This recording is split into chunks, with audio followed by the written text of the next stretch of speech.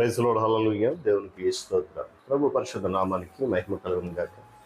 విశ్వనందు పిల్లగా దేవుడు తన మహాకృపను బట్టి మరొక నూతన ఉదయ కాలంలో వేకుని నామాన్ని స్తుతించగలిగే చక్కటి అవకాశం మనందరికీ అనుగ్రహించారు. అందును బట్టి ప్రభు పరిశుద్ధ నామానికి మహిమ కలుగును గాక.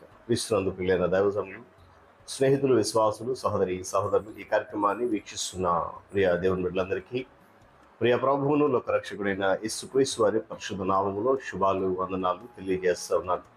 మీరందరూ బాగున్నారు కదండి? చాలా సంతోషం. మీరంతా బాగున్నారని విని ఎంతగానో సంతోషిస్తూ ఆనందిస్తూ ప్రభుని కనపరుస్తున్నాను. రండి, ఈ దినం కూడా ప్రేమతో ఆహ్వానిస్తున్నాను.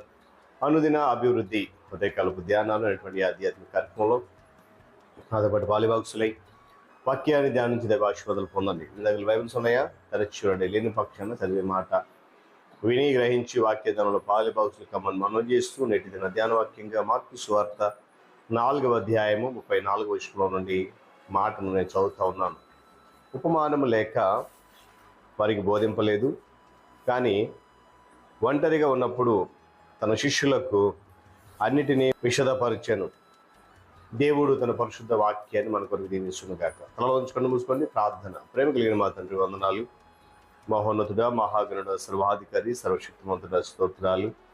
మీ అమూల్యమైన అత్యున్నతమైన ప్రేమ కృపలను చూపిస్తూ మమ్మల్ని బలపరుస్తూ ఈ ఆధ్యాత్మిక కార్యక్రమం ద్వారా నడిపిస్తున్న స్తోత్రాలు. ఈ కార్యక్రమంలో అనేక మంది నిమిడాలు పాలిబాక్సులే బలం పొందుకుంటున్నారు. మరింత బలము, క్షేమము దయచేయమని, మీ సన్నిధి రాకడలు వారి జ్ఞాపకం చేసుకోమని క్రీస్తునామమున అడుగుతున్నాం తండ్రి, ఆమేన్. చాలా సంతోషం. పిల్లల చదువుకున్న వాక్యం అన్నది తెలిసిందే. ఏంటి ఈ సందర్భం ఎక్కడ అని అంటే, యేసుక్రీస్తు ప్రభువు తన శిష్యులకు ఏకాంతంగా ఉన్నప్పుడు చెప్తున్నటువంటి శ్రేష్టమైన మాటలు. మనము ప్రభువుతో ఏకాంతంగా ఉండడానికి ఇష్టపడాలి. కారణం ఏంటంటారా? ఆయన ఏకాంతంగా ఉన్నప్పుడే అన్ని విషయాలు కూడా మనకి బోధిస్తాడు. ఏది ఒక్కటి కూడా విడిచిపెట్టడు. యేసుక్రీస్తు ప్రభువారు అన్ని సందర్భాల్లోనూ మనల్ని ప్రక్కకు పిలిచి అన్ని విషయాలను మనకు వివరించాడు. మనం అర్థం చేసుకోగలిగినప్పుడే, మనము ఆయనకు లోబడి ఉన్నప్పుడే ఆయన మనకు వివరించడానికి ఇష్టపడతాడు. వినడానికి ఇష్టపడకపోతే ఆయన ఏది కూడా మనకు చెప్పడు. ఇతరుల జీవితాలలో మనకు దృష్టాంతాలు ఉన్నప్పటికీ, ఇతరుల జీవితాలలో కొన్ని మనకు మార్గదర్శనం ఉన్నప్పటికీ కూడా మనము మన యొక్క ఆత్మ జీవితాన్ని లేక ఆత్మను పరీక్షించుకోవాలనేటువంటి విషయాన్ని జ్ఞాపకం చేస్తున్నాడు. ఆయన కోరుకుంటున్నాడు అదే. ఇతరులతో కాదు, నీకు నువ్వు పరిశీలన చేసుకో.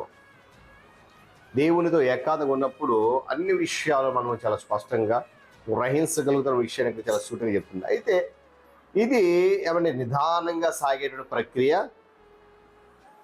ఎంతంటే ఒకరు దేవుని ఉద్దేశాలకు అనుగుణంగా, ఆయన సంకల్పానికి అనుగుణంగా, ఆయన చిత్తానికి అనుగుణంగా మారడానికి జీవితకాలం పట్టొచ్చేమో, కానీ మన అంతరంగంలో ఉన్నటువంటి లోటుపాట్లను వెల్లడి చేయడానికి మనము దేవునిని అనుమతించినప్పుడు, దేవునిని ఆహ్వానించినప్పుడు, లేక ఆయన అధికారానికి మనం ఒప్పుకున్నప్పుడు మాత్రమే మనం ఆయనకు ఉపయోగపడతాం. దేవుని స్తోత్రం కలుగునుగా. హల్లెలూయా. మన గురించి మనకు తెలియనటువంటి అజ్ఞానం మనలో ఉంది అనే విషయాన్ని మనం ఒప్పుకోవాలి. అసలు మనకు తెలియకుండా ఉంది అంటే అది ఆశ్చర్యమే కదా. అయితే మనలో అసూయ అనేది, అలసత్వం అనేది, అహంభావం అనేది మనకు కనబడవు. ఏమంటే కంటికి కనబడవు. అవి కనబడినప్పటికీ మనలో ఉన్నాయి అనే విషయాన్ని మనం ఒప్పుకోవాలంటే చాలా కష్టం. కానీ వాక్యం అంటే ఒప్పుకోవాలి ఖచ్చితంగా. అయితే మన జీవిత లోతుల్లో దాగి ఉన్నటువంటి వాటన్నిటిని కూడా రక్షకుడైన యేసుక్రీస్తు ప్రభువారు మనకు తెలియజేస్తాడు ఒకటొక దినాలు.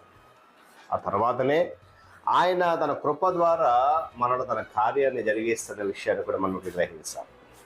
హృదయం లోపలికి తొంగి చూడగలిగేటువంటి ధైర్యం ఈరోజు ఎంతమంది విశ్వాసంలో ఉంది ఒకసారి మనం గమనించాలి, ఆలోచన చేయాలి.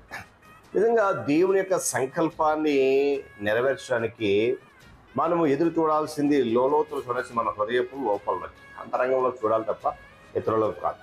గమనించండి. అయితే ఒకనొక సమయం వస్తుంది. ఆ సమయంలో ఆత్మవంచన ఉన్నంత కాలం దేవుడు మనకి ఏది కూడా వివరించాడు. ఆ సమయం వచ్చినప్పుడు, ఆ కాలం వచ్చినప్పుడు దేవుని తీర్పు అనేది మాత్రమే కనబడుతూ ఉంటుంది అక్కడ. ఆ సమయము ఏమండి ఉన్నప్పుడు మన అహంభావం దెబ్బతిన్నప్పుడు, మన హృదయము భంగపడుతుంది, మన ఒంటరిగా ఉండిపోతున్నాం, ఒంటరి వారమైపోతాం. ఈ ఒంటరితనమే మనం దేవుని చెంతకు నడిపిస్తాం. దేవుని స్తోత్రం కలిగిన గాక. అప్పుడే ఆయన మనకు అంతం వరకు తెలియని విషయాలు అనేకమైన వాటిని జ్ఞాపకం చేసి వివరిస్తాడు. మరి ఈరోజు ఇక్కడ చూడండి, చదువుకున్న వాక్య భాగంలో అదే చెప్తున్నాడు. ప్రభు ఏం చేశాడు? తన శిష్యులకు అందరూ ఉన్నప్పుడు బోధించాడా? జన సమూహంలో ఉన్నప్పుడు బోధించాడా? సమాజంలో బోధించాడా అంటే ఎందుకు కాదు. ఆయన ఒంటరిగా ఉన్నప్పుడు లేక ఏకాంతంగా ఉన్నప్పుడు అన్ని విషయాలు కూడా వాక్యం అదే చెప్తుంది కదా. ఏమంటే ఉపమానము లేక వారికి బోధింపలేదు, కానీ అన్ని ఉపమానాలు చెప్పాడు. ఎప్పుడు ఏది బోధించినా ఉపమాన రీతికి బోధించి కాదు వెంటనే వారు ఉజ్జులేని పాములని వాక్యం చెప్తుంది. కానీ వారు ఒంటరిగా ఉన్నప్పుడు మాత్రము చాలా లోతైన సత్యాలు, అంటే ప్రభుతో వారు ఏకాంతంగా ఉన్నప్పుడు శ్రేష్టమైన విషయాలు బయటకు వచ్చాయి. ఈరోజు మన జీవితంలో ఆ ఏకాంతము, ప్రభుతో మన ఏకాంతం ఎలా ఉంది, ఆ ఏకాంతం ఉన్నప్పుడు ఇంకా లేఖనంలో ఉన్నటువంటి ఆత్మీయ సత్యాలను గ్రహించగలిగేటువంటి లోతైన జ్ఞానాన్ని దేవుడు మనకి ఇవ్వడానికి సిద్ధపడుతున్నాడు. ఆయన కోరుకునేది అదే. ఎందుకంటే మనము ఆయన కొరకు ఎదురు చూడాలి. ఆయన సంకల్పము మనలో నెరవేరడానికి, మనము ఆయన చేతికి అప్పగించుకోవడానికి, ఆయన పని మనలో జరగడానికి మనం ఒప్పుకోవాలని ఆయన కోరుతూ ఉన్నాడు. కనుక దానికి మనం ఒప్పుకోగలిగితే, ఆ విధి విధానాలను మనం పాటించడం ఇష్టపడినట్లే తప్పకుండా ఆయన ఏకాంత గడిపే సమయం వచ్చినప్పుడు దేవుడికి అన్ని విషయాలు చాలా స్పష్టంగా బోధిస్తాడు, వివరిస్తాడు. తద్వారా నా ఆత్మీయ జీవితాలు అభివృద్ధి చెందుతాయి, బలపడతాయి. దేవుడి మాటలు మనకు దీవించుకుంటాయి. మనం కళ్ళు మూసుకోండి.